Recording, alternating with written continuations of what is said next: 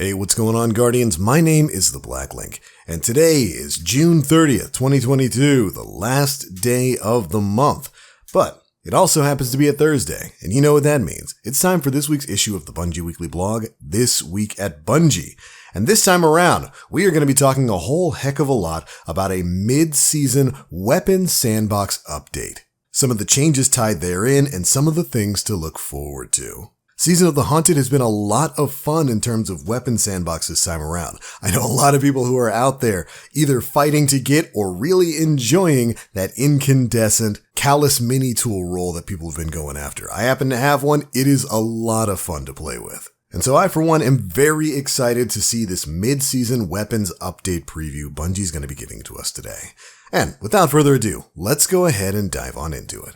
Today, we're going to be hearing from Bungie Senior Design Lead Chris Proctor, who had this to say about some of the updated changes.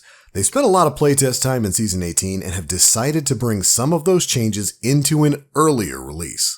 They expect these changes to shift the PvP meta a little for the month or so before Season 18 launches, and they'll also have another set of changes coming then, which is going to be smaller since they're moving some of those changes into this mid-season update.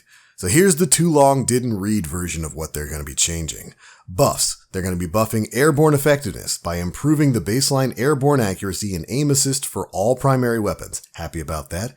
They've added a static Airborne Effectiveness buff to some existing perks, and they've raised the base Airborne Effectiveness stat on several exotic weapons. All stuff I'm happy to hear about. Additionally, they've tuned up some underperforming primary weapon subfamilies in PvP, they've increased pellet shotgun damage in PvE, increased the ammo per special brick for glaives, Forerunner, and Ariana's Vow in PvP, and linear fusion rifles will now no longer receive increased flinch in PvE, though they will still receive increased flinch in PvP. Then, we've got some nerfs to talk about. They've tuned down some overperforming exotics in PvP. Now, that's the too long didn't read version of it. Let's get into the nitty gritty. First up, Airborne Effectiveness on primary weapons. They've reduced airborne penalties for all primary weapons. These changes are roughly equivalent to increasing the base airborne effectiveness stat of primary weapons by about 15 at low stat values. They've reduced airborne accuracy penalty at low airborne effectiveness by 20 to 40% depending on weapon type. That's a pretty major change. Auto rifles, pulse rifles, scout rifles, and submachine guns get that maximum 40% accuracy penalty reduction. Hand cannons and sidearms are going to get the 20% reduction, and bows are going to get a 30% reduction. They've also reduced airborne aim assist penalties for the above weapon types and changed the stat scale to provide more benefit to each point. And as a part of this, they've reduced airborne auto-aim penalty by 20% and reduced the airborne magnetism penalty by 40%. What all of this basically means is that with your primary weapons, you are going to be a lot more accurate when you're taking shots midair. Now, additionally, some perks now give a static airborne effectiveness buff in addition to their other effects. Air Assault gives you plus 10 airborne effectiveness at all times in addition to plus 60 when at low health. Extended Mag gives you plus 10, and Steady Rounds is now going to give you plus 7. They've also raised the base airborne effectiveness stat on several exotic weapons, which will be listed in the exotic section we'll get to in just a bit.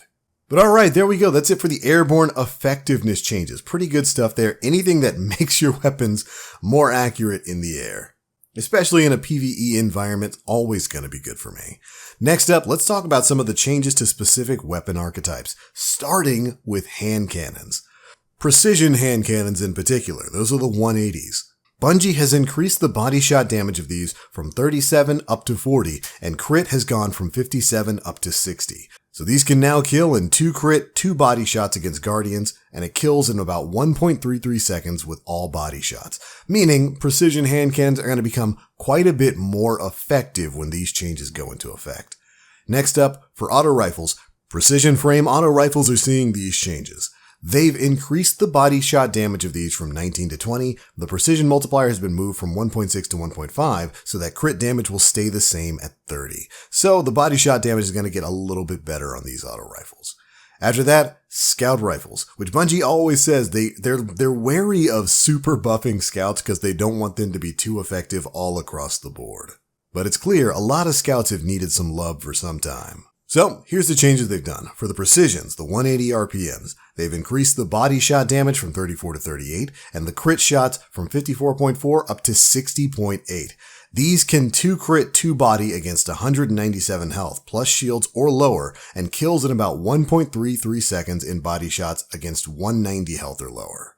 And that goes up to 1.67 seconds against higher resiliences. So that 197 health there, I do believe that's at around 6 resilience. Which goes to show that precision frame scout rifles are going to be getting a nice little buff there.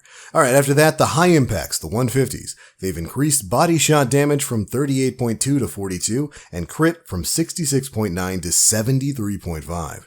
These can 2 crit 1 body against 189 HP or lower. I think that's basically bare minimum in terms of the resilience, and it kills in about 1.6 seconds with all body shots. Great changes there. Next up, we've got changes to shotguns. Pellet shotguns still feel like they could use some love in PvP, so Bungie has increased the pellet shotgun PvE damage bonus from 10% to 25%. Pretty sizable damage buff there, very happy to see it. After that, linear fusion rifles are getting a change. The flinch increase on linear fusions was fairly effective, but since it was global, it kinda hurt their usability in PvE. We've made a change that applies this increased flinch to damage coming only from players instead. So you're not going to be getting flinched off of your shots when you're trying to storm chaser a boss now. After that, we've got changes to glaives. When scavenger mods were disabled in PvP, glaives were no longer able to get enough ammo for a kill from a single brick. So Bungie's fixed that.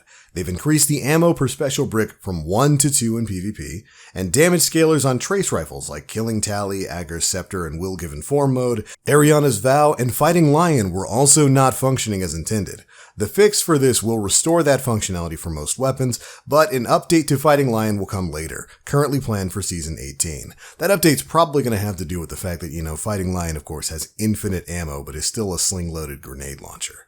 Interesting stuff.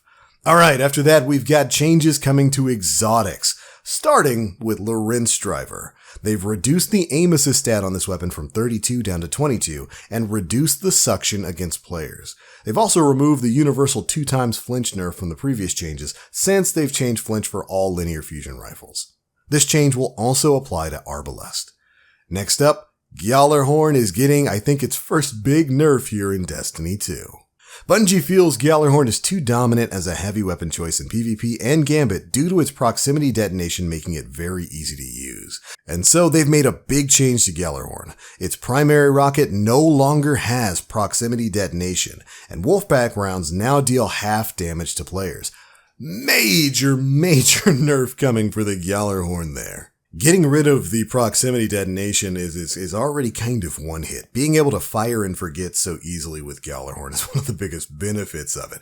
But you double that up with the fact that the Wolfpack rounds are now going to deal half damage to players. No more full team wipes off of a single GJALLARHORN shot in a game of Control. Interesting stuff. We'll have to see how that works. Next up, the last word has reached a usage level on controller where they believe it warrants some adjustment. With this change, it's going to be a little harder to land crits while you're hip firing, and it will be less deadly at extended range. They've reduced the last word's hip fire precision aim angle by 50%. Ooh, that hurts. And they go on to note that precision aim angle dictates how far off the head you can be and still have aim assist grant you a critical hit instead of a body shot. And they've reduced the damage and aim assist fall-off distance by 3 meters, which essentially means they've cut down on the last word's effective range. Next up, Forerunner. They've increased the ammo per special brick from 3 to 4 in PvP, and they've reduced the ammo per special brick from max to 16 in PvE. Kind of opposing changes there. Next up is Ariana's Vow. They've increased the ammo per special brick from 1 to 2 in PvP, making that weapon a little bit easier to use in the Crucible. After that, Bungie talks a bit about evaluating the Airborne Effectiveness stat on exotic weapons, keeping in mind that they can't equip the Icarus Grip mod, and they've decided to bump up several to be more competitive. These include the Suros Regime getting bumped up from 23 to 31, Whisper of the Worm from 9 to 20, Monte Carlo from 21 to 29, and Forerunner from 22 to 27 Airborne Effectiveness. Hopefully the fans of those weapons out there feel that change when these changes go into effect. But alright Guardians, that's it for the weapon and exotic sandbox changes that we're going to be getting a little bit earlier than Season 18. There's some good and interesting stuff in there, but I'm sure you guys are going to have plenty of opinions about some of those exotic changes. Whew, big stuff. All right, the last thing to talk about this week, of course, it's a new month coming up. We've got brand new Prime Gaming rewards for you. For those who don't know, if you have an Amazon or Twitch Prime Gaming account, you can link your Bungie account to your Twitch account to receive monthly Eververse exotic rewards. If you've never done that, there's a link in the TWAB itself where you can go sign up your Prime Gaming account, link your Bungie account, and get all of that going. Make sure you head there. Anyways, this time around, these are the rewards that you can get your hands on. Make sure you go and check all that out. But alright, that's pretty much it for the biggest bits of news contained in this week's issue of the Bungie Weekly blog, This Week at Bungie. And of course, those are my thoughts on that news. Be sure to leave me yours down in the comment section below.